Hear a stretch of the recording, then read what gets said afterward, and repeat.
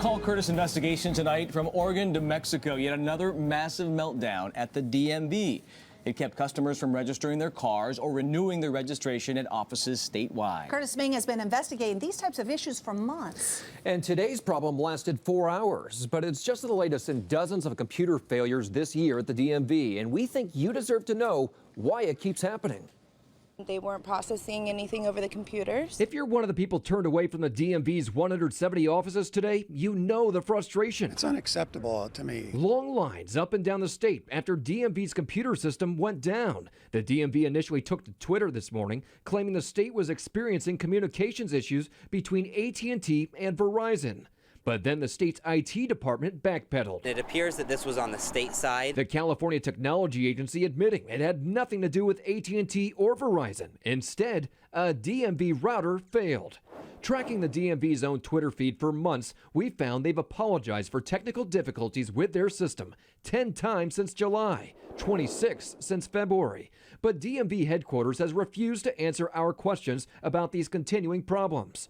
Earlier this year, we formally requested information tied to DMV computer failures dating back to 2007. The DMV's legal department responded with this letter, requesting more than $1,500 to find the answer.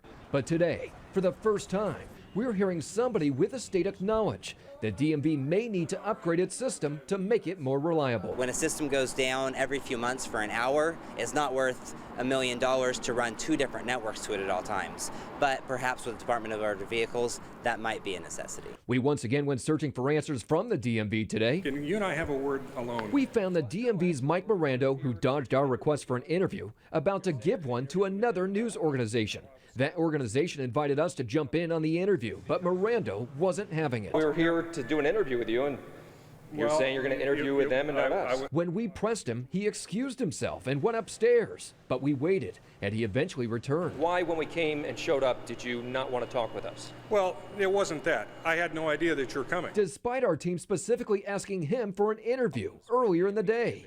He called it a simple miscommunication. How do you explain this to Californians who expect a reliable service from the DMV? They absolutely should expect a reliable service for us. But following failure after failure, how many more times will Californians be inconvenienced by DMV meltdowns? It's my whole day, It's DMV for you, though. The DMV says more than 40 million people go online or into their offices every year, and they say with technology comes situations like these. Customers turned away today before the system came back up at around noon. He says will not face late fees. They invite those affected to call up, and they say they will work with you. So what did AT&T and Verizon have to say about that? Well, both were not too happy that the DMV threw out their names because early on we called them and they said we have nothing to do with the outages today. I saw those tweets. I was wondering, so did he ever give an explanation of why he didn't grant you an interview? Well, initially when we showed up today, he said that the CTA was going to speak for both agencies. Well, we had just come from the CTA, but we saw him there and he was speaking with another news organization. So we had questions for him, wanted to know why he refused to answer questions for us. And he then went upstairs, he came back down, and he said he had to check with the CTA to see what they had already told us. So I don't know if they're trying to get their story straight or what. We just have some simple questions that everybody at home deserves, and we think that they should answer those for us. The D might stand for delay. All right, thanks, Kurtis. You bet.